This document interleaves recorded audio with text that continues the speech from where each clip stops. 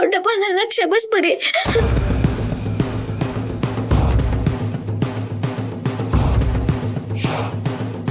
ಅಮ್ಮ ಚಾರು, ಏನಮ್ಮ ಇದೆಲ್ಲ?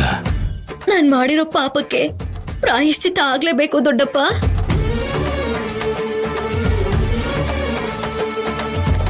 ಯಾಕಮ್ಮ ಚಾರು, ಯಾಕೆ ಹೀಗೆಲ್ಲ ಮಾತಾಡ್ತಾ ಇದೀಯ ನೀನು? ಹೌದು ದೊಡ್ಡಮ್ಮ, ಈ ಮನೆಗೆ ಯಾರಾದ್ರೂ ಸೊಸೆಯಾಗಿ ಬರ್ಬೇಕು ಅಂದ್ರೂ ಅದೃಷ್ಟ ಇರ್ಬೇಕು.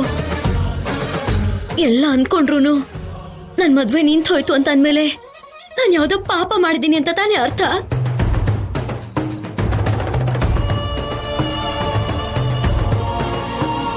ಈ ಗುಡಿಲಿರೋ ದೇವ್ರನ್ನ ಎಷ್ಟು ನಂಬ್ತಾರೋ ಈ ಊರಿನ ಜನ ದೊಡ್ಡಪ್ಪನ್ನು ಕೂಡ ಅದೇ ರೀತಿ ನಂಬ್ತಾರೆ.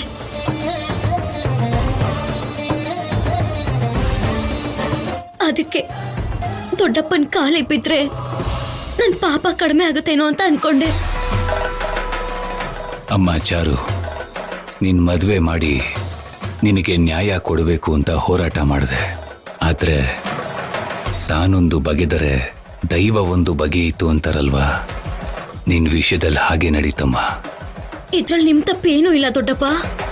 ನೀವು ನನಗೆ ಒಳ್ಳೇದ್ ಮಾಡ್ಬೇಕು ಅಂತಾನೆ ನೋಡಿದ್ರಿ. ಆದ್ರೆ ನನ್ನ ಹಣೆ ಬರಹದಲ್ಲೇ ಹೀಗೆ ಬರ್ದಿರ್ಬೇಕಾದ್ರೆ ನೀವು ತಾನೇ ಇನ್ನೇನ್ ಮಾಡಕ್ಕಾಗತ್ತೆ?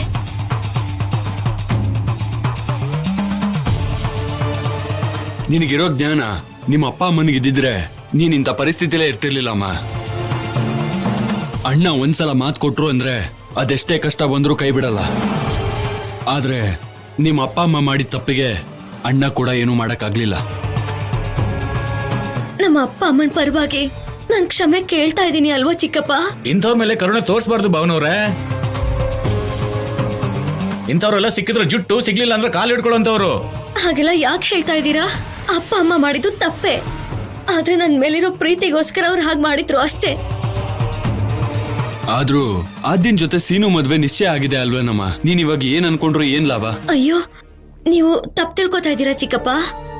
ಇವಾಗ ನಾನು ನಿಮ್ಮೆಲ್ಲರ ಹತ್ರ ಬಂದಿದ್ದು ನಾ ಮದ್ವೆ ಮಾಡ್ಸಿ ಅಂತ ಕೇಳೋದಕ್ಕಲ್ಲ.